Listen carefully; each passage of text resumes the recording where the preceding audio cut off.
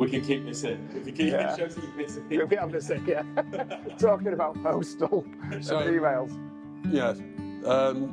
Sorry for the short break there, but you actually had a client. We did, yeah, we had quite a few here, yeah, which is good.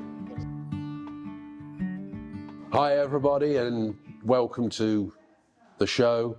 Today, buying UK property, everything you need to know. Perhaps the first thing you do need to know about is how do you buy UK property?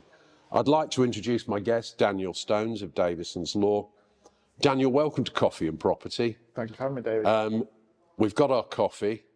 Let's talk property, and particularly let's talk conveyancing. Yeah. So conveyancing's simple, isn't it?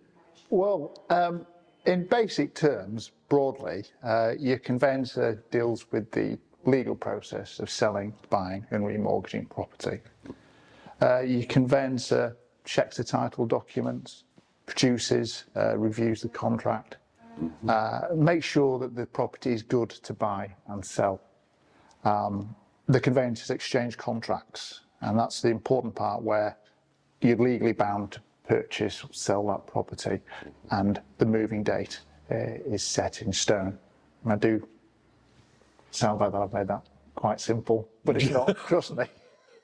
Well, that's the whole point. I mean, there's a popular perception, particularly with the growth of what I call conveyancing farms, that actually it's filling a few pieces of paper and the job's done. But you and I both know that actually it isn't that straightforward, because, checking it's good to buy actually involves a lot more detail, doesn't it? I mean, perhaps those viewers who aren't, I'll call it, used to buying under English law, particularly, won't be familiar with it.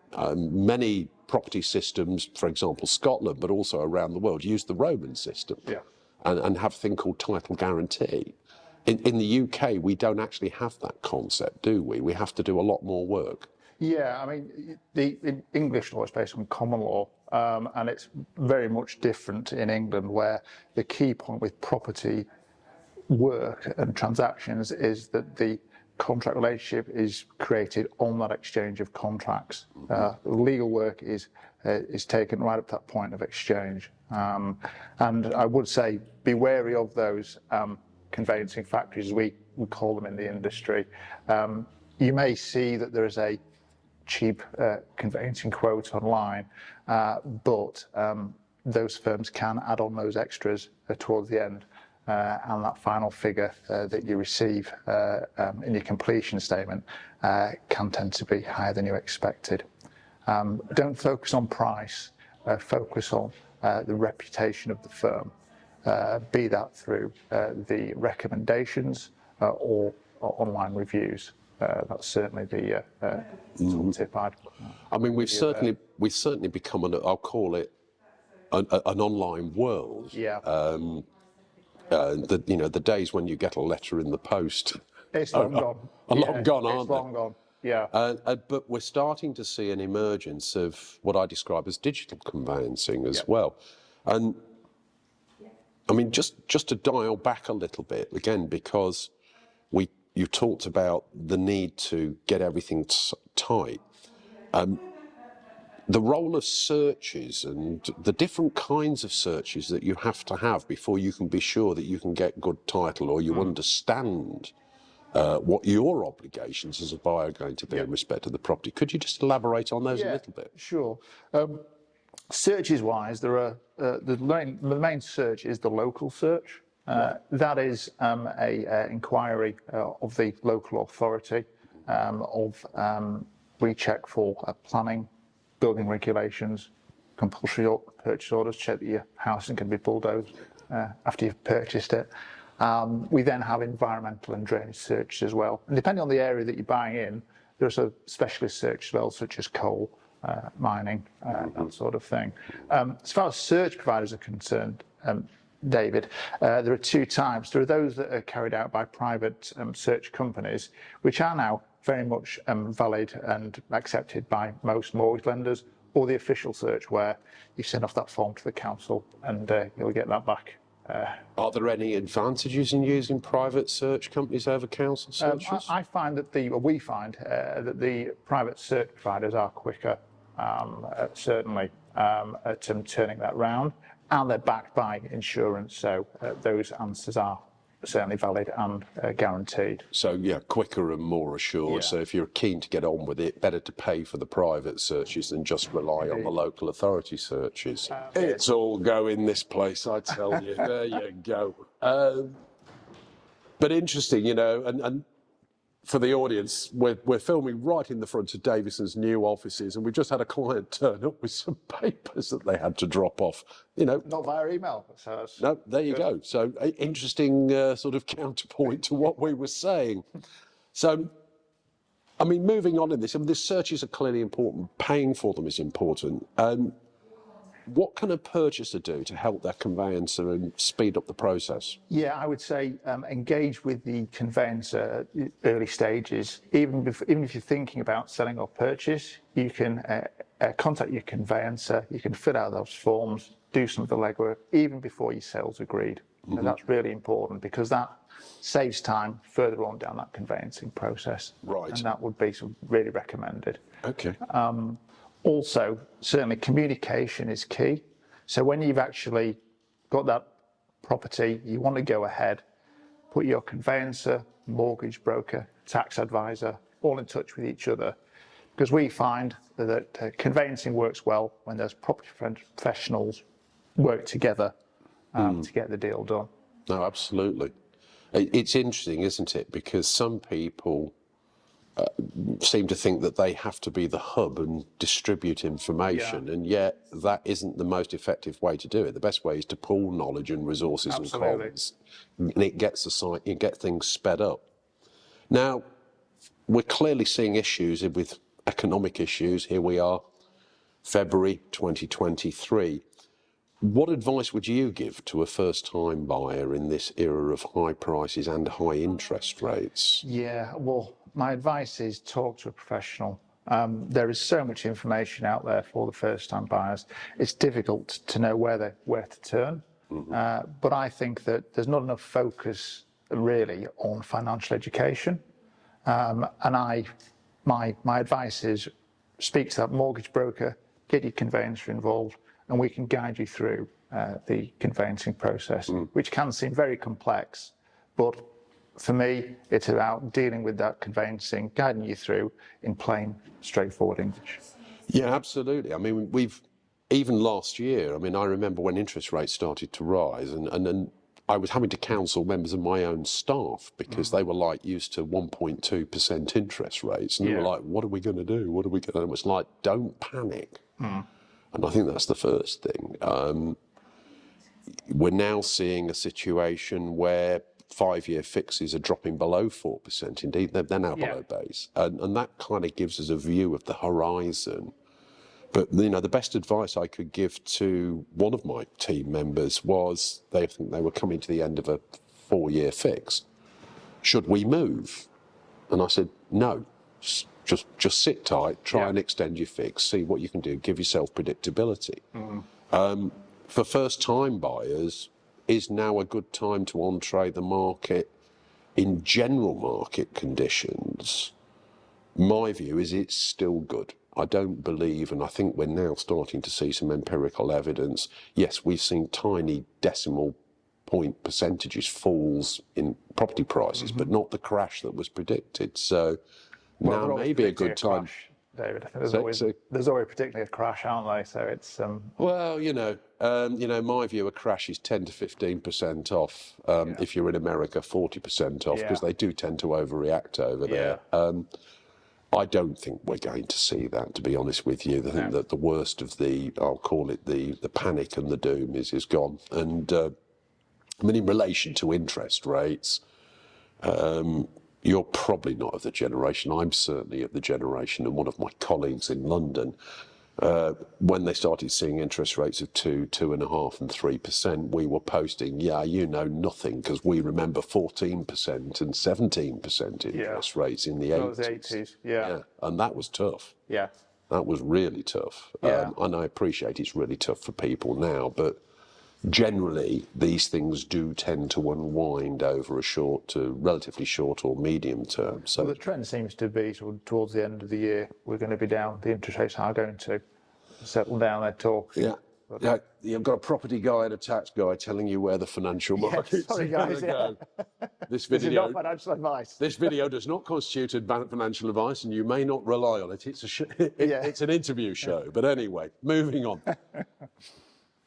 We often hear the terms conveyancer and solicitor interchanged. Yeah. What's the difference between a conveyancer and a solicitor? Well, they're the same in essence. A conveyancer includes a solicitor, a licensed conveyancer, and legal executive.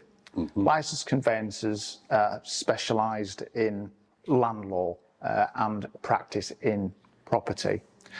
Practically these days, a solicitor dealing with conveyancing has also specialised in property law since they qualified. Licensed conveyancers and solicitors should have the necessary experience. At Davison's, all our conveyancers are specialised in property law and conveyancing. Yeah. Okay. Now, at the other end of the market, away from first-time buyers, equity releases started to make a reappearance, I would say. And again, I remember back to the 80s when it was a big thing. It's becoming more popular. People are looking to liberate capital out of their properties.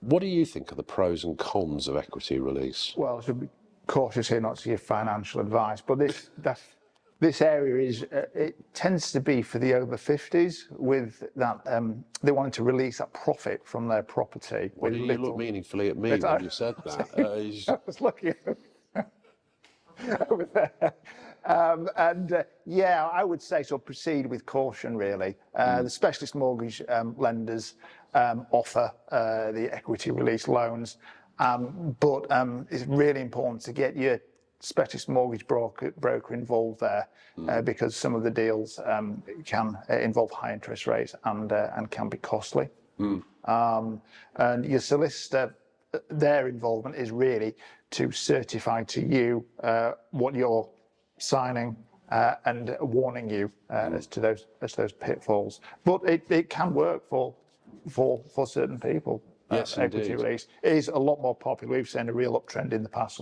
3 to 4 years.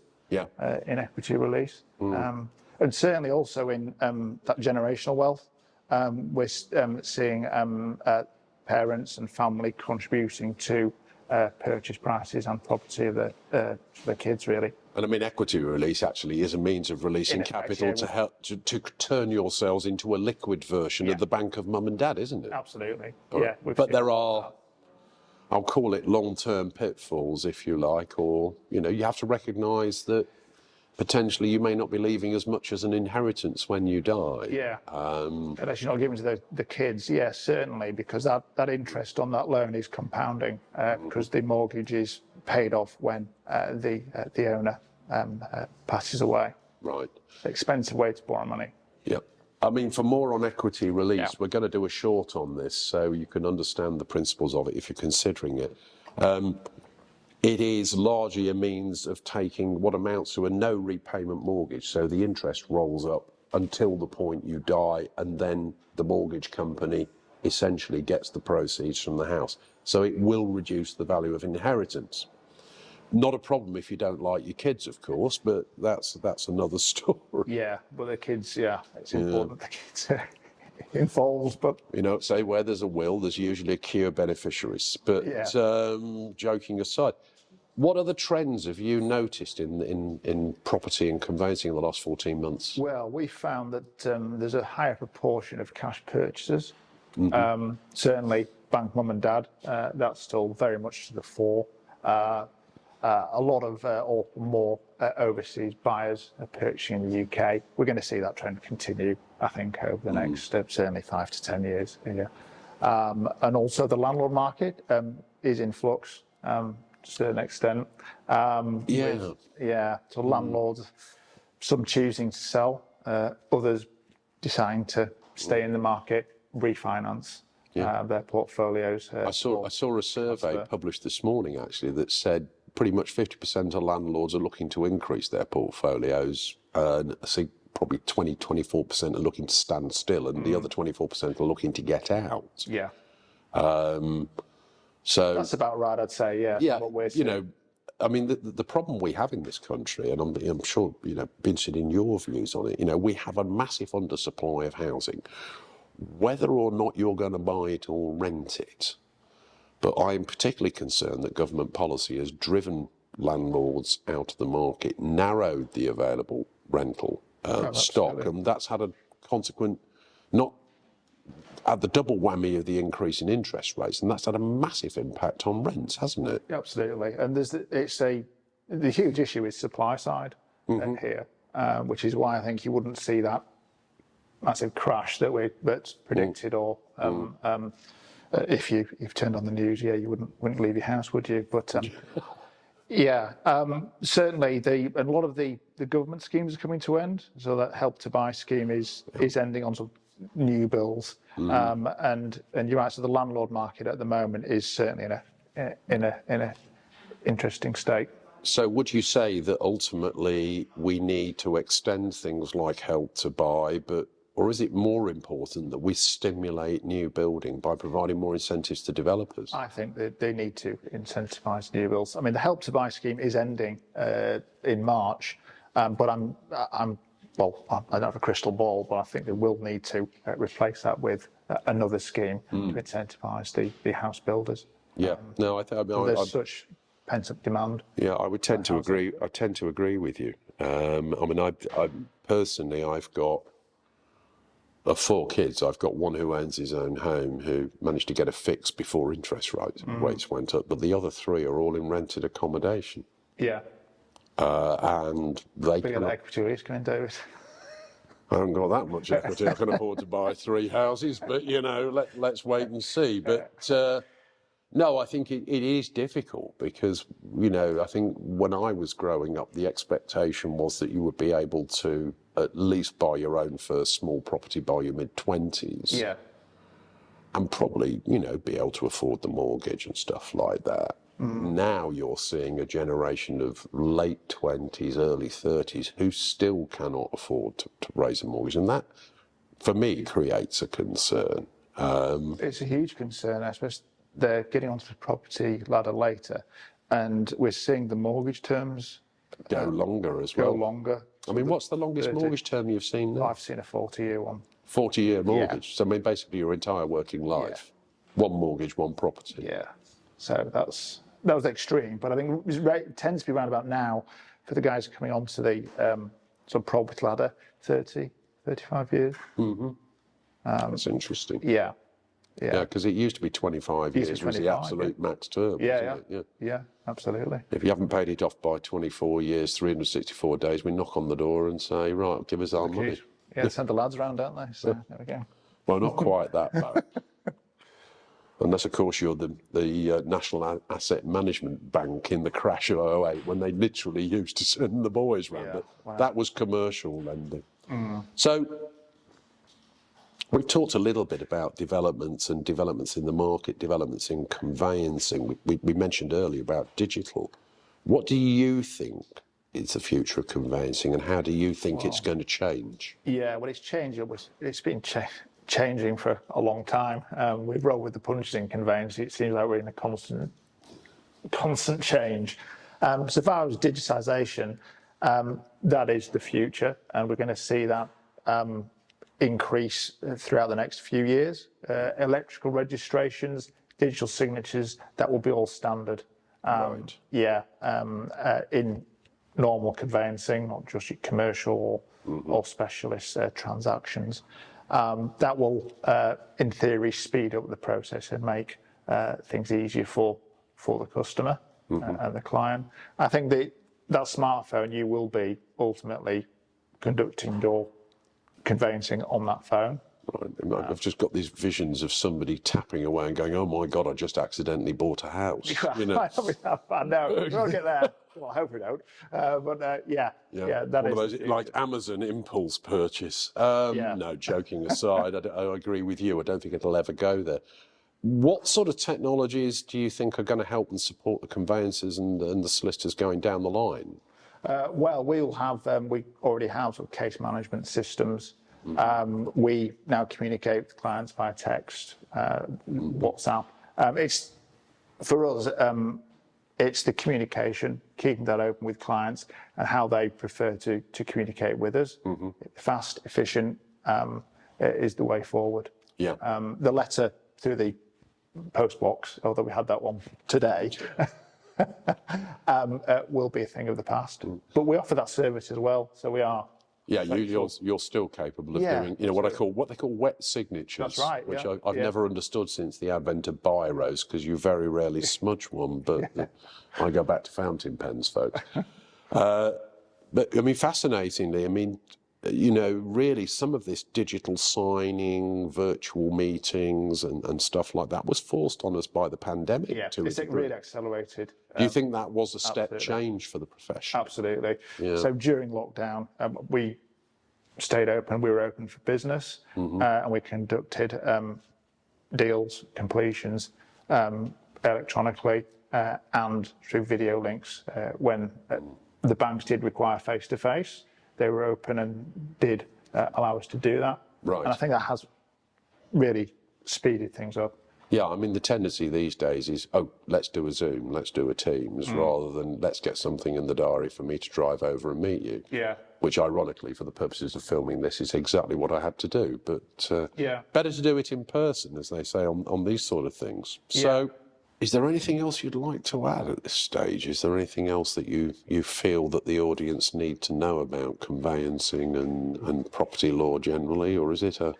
I mean, I would just say, really, just emphasise the communication side of things, that choose that conveyancer who is friendly, approachable, easy to contact, and who explains things in that plain, straightforward language. We don't want to really...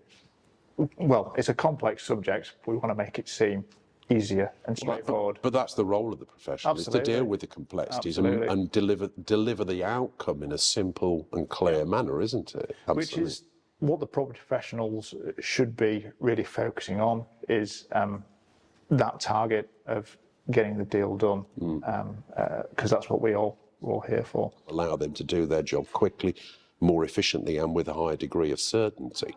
So, which has ultimately got to feed through into better client service and better value for money and the fees. Absolutely, and we're really embracing that with obviously the overseas clients that are buying in the UK and using Davison's law. Yeah, very much so. And they're also, well, in conveyancing, we also have another client, which is the mortgage lender. Yes. So there are those compliance and checks that we have to do on behalf of the mortgage lender, and make sure that all their requirements are met as well. I mean, as a general rule, do most clients appreciate that you have, essentially, you're acting for two people and that you have these duties? Yeah, I think most clients do appreciate that. I mean, ultimately, it's the largest transaction that most of us have to deal with in our entire lives. Yeah. So it's really important to choose someone who, choose someone that you can trust, that someone you trust to deal with that legal work. Yeah, no, I appreciate that. So, before we close, I mean, anything else you'd like to tell me? I would say that just on the digital side, that really will be the theme, I think, for the next few years, the digitisation of conveyancing. And it's happening in all areas of work, and I don't think law will be that exception. No, I personally feel that we're at like we were in the 80s with PCs and with the noughties with the web.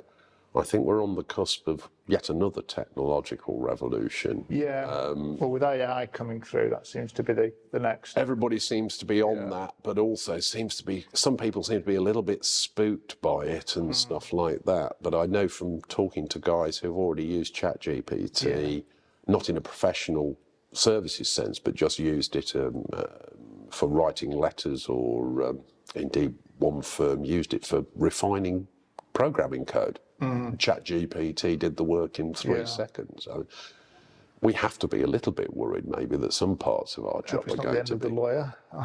Well, I don't know. The end of the lawyer is probably not the right way to put it. But if ChatGPT or an AI type algorithm can deal with 90% of what we would call the routine processing and administration, then yeah, maybe that is a way forward. It may not please the administration staff in our firms, but you know, that may have to be the way forward in order to provide an efficient service ultimately. We shall have to wait and see. We'll have to wait and see, yeah. Okay, well listen, thanks very much, Dan. It's been really good talking Thank you, to David. you.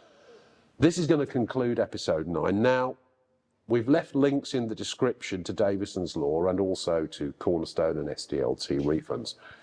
If you've liked this video, please click like, please click subscribe to get more updates on coffee and property, but also stamp duty, property market commentary.